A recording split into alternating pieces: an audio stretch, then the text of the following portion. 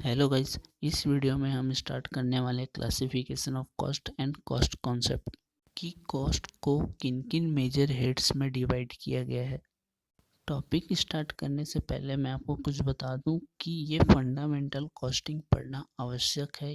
Unit first में cost accounting से related theories हैं जिन्हें मैं कंप्लीट कराऊंगा, आपको बताऊंगा बिकॉज ये इम्पॉर्टेंट है, बेसिक्स हैं जो आपको आने वाले नेक्स्ट यूनिट में हेल्प करेंगे और आपको कॉन्सेप्ट अच्छे से क्लियर होगा। आप प्लीज़ वर्डिंग को अच्छे से समझें ताकि आपको अच्छे से समझ आए कि वह एक्चुअली में है क्या, कहना क्या चाह रहा है। So let's start this topic. First, according to elements the cost is classified into first direct cost and second indirect cost according to elements material labor and expenses। According to elements material labour and expenses के base पे cost को direct cost और indirect cost पे classify किया गया है। Means material labour and expenses ये three elements है जिसे डायरेक्ट कॉस्ट और इनडायरेक्ट कॉस्ट पे डिवाइड किया गया है। मैंने पिछले वीडियो में elements material labour and expenses या ओवरहेड इसे एक्सप्लेन कर दिया है। Second, according to functions the cost is classified into the following product cost और मैन्युफैक्चरिंग कॉस्ट और फैक्ट्री कॉस्ट। तीनों एक ही हैं। Second, administration cost, third selling cost and fourth distribution cost. Functions के बेस पे कॉस्ट को 4 टाइप्स में divide किया गया है। वर्डिंग को समझना है गाइस, जैसे production cost, manufacturing cost, factory cost. ये ऐसे कॉस्ट हैं जो कि प्रोडक्शन से रिलेटेड हो सकते हैं, मैन्युफैक्चर से रिलेटेड हो सकते हैं, या फैक्ट्री के कॉस्ट जो कि डायरेक्ट भी हो सकते हैं और इनडायरेक्ट भी हो सकते हैं। Second, administration cost. Administration cost जिसमें आपके गुड्स रिलेटेड आते हैं, आपके फिनिश गुड्स या ओपनिंग गुड्स जो आपने मटेरियल्स को लगाए हैं वो आ जाते हैं। सेलिंग कॉस्ट, सेलिंग कॉस्ट में जो आपको सेलिंग से रिलेटेड जो एक्सपेंसेस हुए वो कॉस्ट आ जाते हैं। डिस्ट्रीब्यूशन, आपने जो ट्रांसपोर्टेशन कराए हैं या डिस्ट्रीब्यूशन से रिलेटेड एडवर्टाइज कराया है वो सब डिस्ट्रीब्यूशन कॉस्ट के अंतर्गत आ जाता है। Third, according to nature, nature के बेस पे कॉस्ट को 3 पार्ट्स में बांटा गया है, फिक्स कॉस्ट, वेरिएबल कॉस्ट और सेमी फिक्स और semi variable cost. First, fix cost, a cost which tends to be unaffected by variations in volume of output। Means variation in volume of output, वो output के change होने पर भी cost affect नहीं होता, वह fix cost कहलाता है। Second, variable cost is a cost which tends to vary directly with volume of output. Variable cost यह एक कॉस्ट है जो कि वॉल्यूम ऑफ आउटपुट मतलब आउटपुट के चेंज होने पर यह डायरेक्टली अफेक्ट होता है कॉस्ट पे। थर्ड, सेमी फिक्स्ड और semi variable cost is a cost which is partly variable. Means आधा फिक्स्ड है और आधा वेरिएबल। ये वह कॉस्ट है जो कि पार्टली वेरिएबल है, मतलब changeable.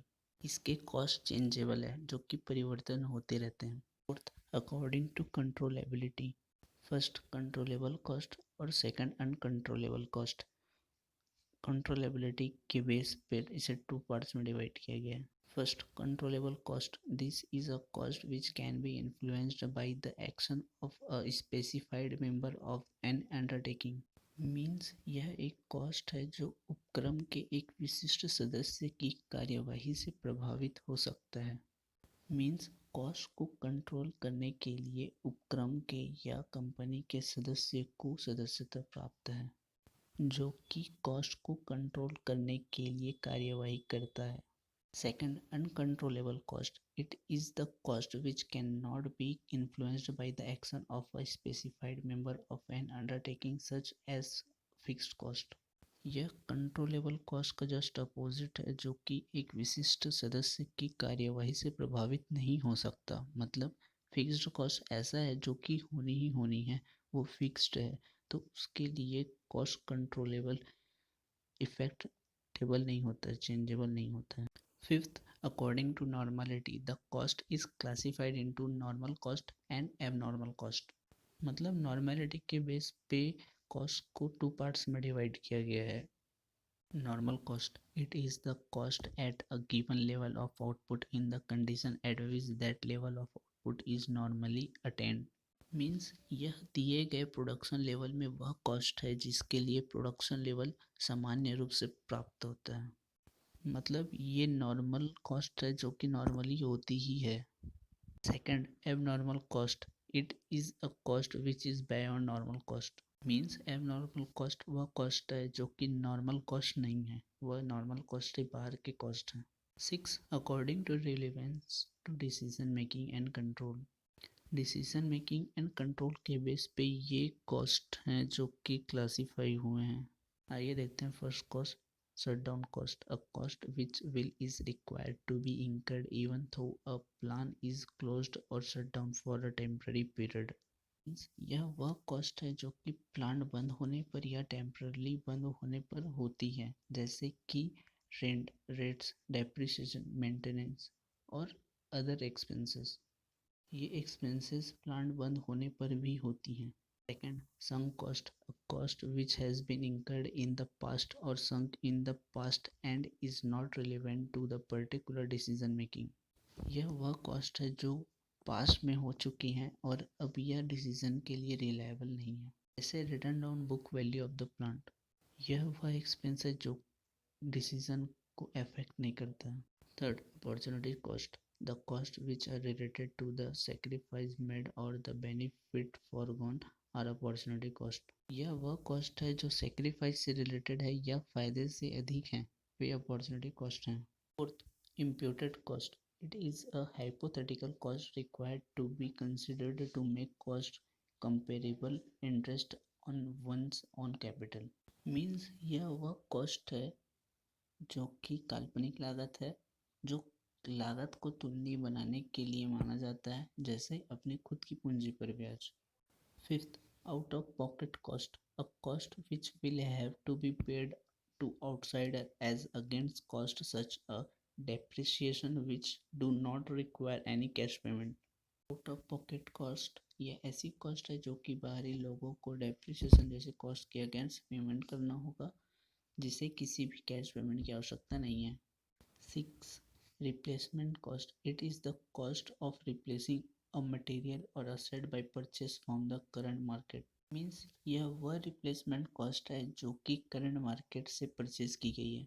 Then next, marginal cost, marginal cost refers to the increase और decrease in total cost due to increase और decrease in output by one single unit. Means एक सिंगल यूनिट में कमी या वृद्धि होने के कारण जो टोटल कॉस्ट में कमी या वृद्धि होती है वह मार्जिनल कॉस्ट है।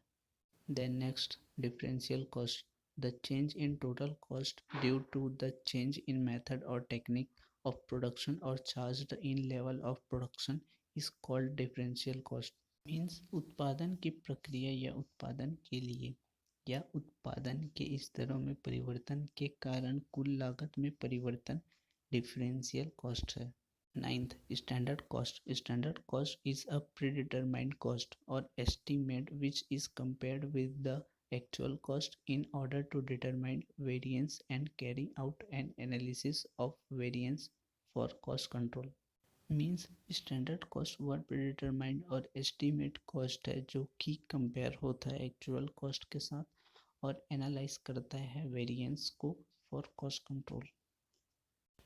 Next, relevant cost. The relevant costs are those costs which adds to make specific management decisions. Means relevant cost वह है जो विशिष्ट प्रबंधन निर्णयों को जोड़ती है। इस वीडियो में इतना ही गाइस, आगे और है। आई होप आपको समझ में आया होगा। मिलते हैं नेक्स्ट वीडियो में।